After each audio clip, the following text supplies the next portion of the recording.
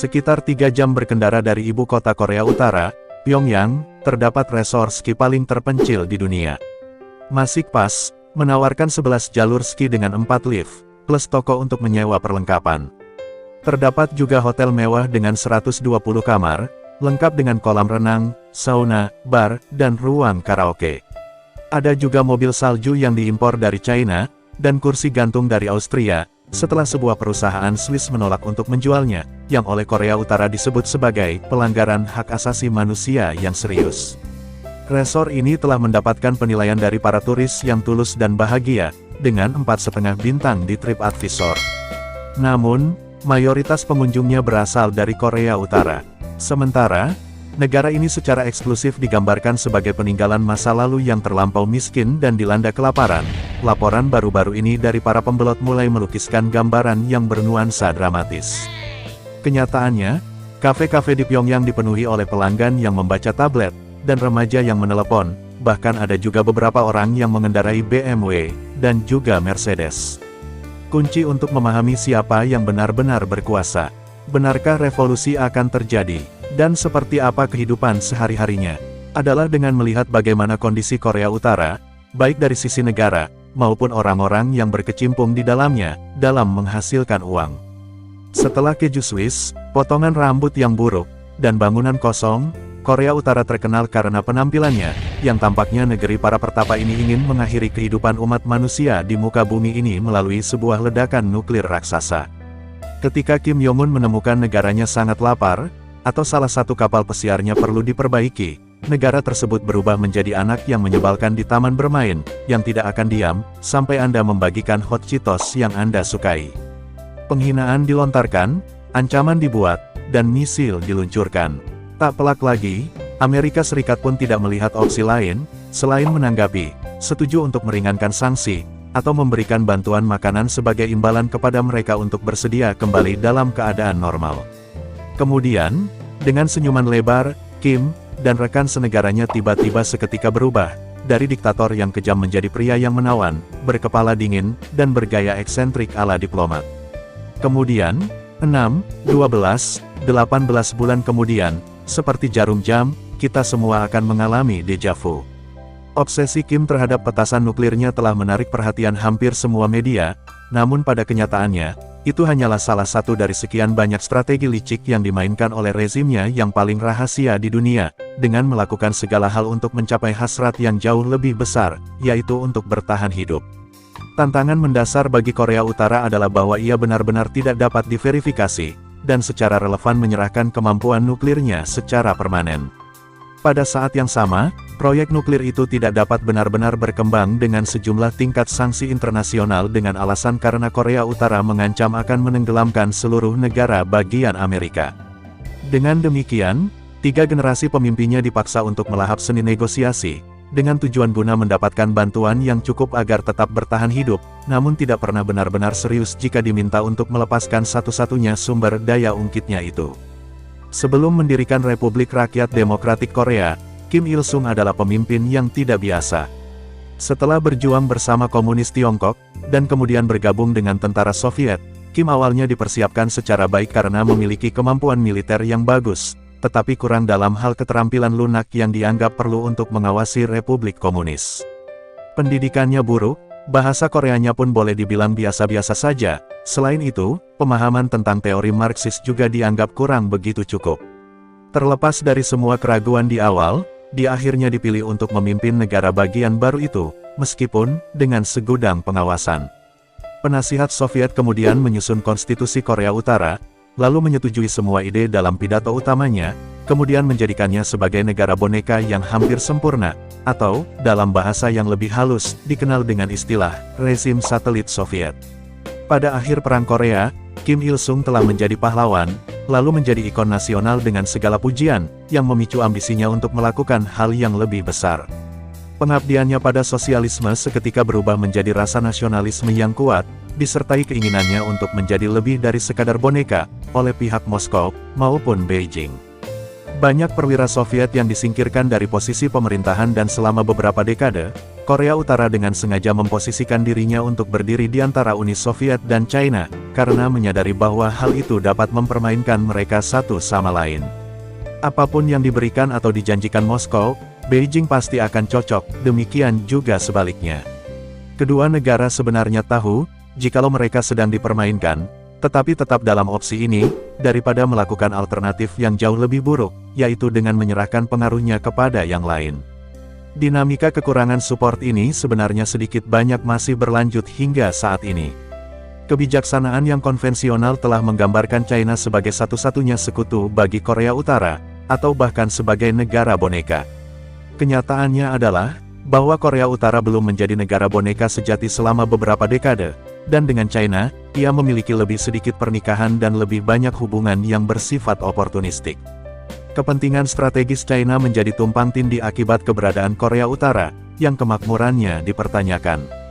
Pada dasarnya, yang diinginkan Beijing hanyalah stabilitas. Skenario terburuk yang dikhawatirkan selama ini adalah jika Korea Utara kemudian bubar, atau gagal. Setelah itu, dikhawatirkan akan ada perpindahan sekitar 25 juta pengungsi yang tidak terampil, dan berbeda budaya yang akan membanjiri beberapa provinsi di timur laut yang secara ekonomi paling lemah. Dan yang lebih buruk lagi adalah akan ada kemajuan yang menyertai pasukan Amerika di depan pintu masuk China. Dengan kata lain, Utara bertindak sebagai penyangga yang bagus dari pasukan AS yang ditempatkan di selatan. Selama Korea Utara tidak mendorong ketegangan terlalu tinggi, China kurang lebih merasa senang dengan mempertahankan status quo. Idealnya, yang diinginkan China ialah melihat Kim Jong-un meneladani reformasi dan keterbukaan ekonominya sendiri, dan hal itu telah membuatnya apatis pada ancaman nuklir yang telah digunakan Korea Utara untuk bertahan hidup. Selain itu juga berguna untuk memundurkan laju pasukan Amerika. Namun secara realistis, China juga menyadari bahwa pengaruhnya terbatas. China memang mitra dagang terbesar Korea Utara, tetapi mudah untuk melebih-lebihkan pengaruh perdagangan dengan negara yang propagandanya dapat mengimbangi hampir semua tantangan internal. Secara sederhana, Beijing dapat menghancurkan Korea Utara, secara militer atau ekonomi. Hampir pasti juga memiliki rencana untuk perubahan rezim jika dianggap perlu. Lantas, yang kurang adalah cara halus untuk mempengaruhinya. Yang diinginkan China adalah stabilitas. Saat ini tidak ada alasan lagi untuk menggunakan senjata tumpul, dan segera meninggalkan pengaruhnya yang memang terbatas. Jadi, meskipun ada dinamika kekuatan yang jelas di antara kedua negara, yang jelas tidak ada yang akan melakukan sesuatu yang lebih dramatis. Ketika Kim bertemu dengan Xi Jinping pada tahun 2018, sang pemimpin tertinggi itu pun terlihat patuh mencatat saat Presiden China berbicara. China secara historis mengutuk uji coba misilnya dan memilih mendukung sanksi PBB. Namun Xi adalah pemimpin China yang baru-baru ini telah melakukan kunjungan pertamanya ke Pyongyang setelah 14 tahun. Korea Utara, pada bagiannya, memahami kebutuhan untuk, setidaknya, tidak membuat marah orang terdekatnya dan menganggapnya sebagai seorang teman. Setelah runtuhnya Uni Soviet pada tahun 1991, Korea Utara menderita kelaparan dahsyat yang akhirnya menewaskan antara 200.000 hingga 3 juta orang. Sebelumnya, makanan didistribusikan melalui sistem distribusi publik, PDS, yang meminta petani menyerahkan hasil panennya kepada pemerintah, yang kemudian membagikannya kepada penduduk. Model ini bekerja dengan baik selama tahun 50-an, 60-an, dan 70-an, bahkan membuat kota-kota Cina di perbatasan menjadi cemburu. Namun, pada tahun 80-an dan 90-an, sistem itu runtuh dengan keras. Jatah makanan 450 gram per hari pada tahun 1994 menjadi 128 gram pada tahun 1997. Selanjutnya hanya 6% penduduk yang menerima bantuan makan gratis dari pemerintah yang sebelumnya telah berjanji untuk memberinya makan. Bisa dibilang, ini adalah momen paling penting dalam sejarah bangsa, di samping kematian dua pemimpin pertamanya. PDS tidak pernah pulih sepenuhnya, meninggalkan sebagian besar dari 25 juta penduduknya untuk berjuang mati-matian. Secara resmi, kapitalisme tidak pernah tumbuh di sini, kepemilikan pribadi dan perdagangan bebas, keduanya adalah hal yang sangat ilegal. Namun dalam praktiknya, hal itu dapat dilihat dari mereka yang miskin hingga tingkat tertinggi rezim sekalipun.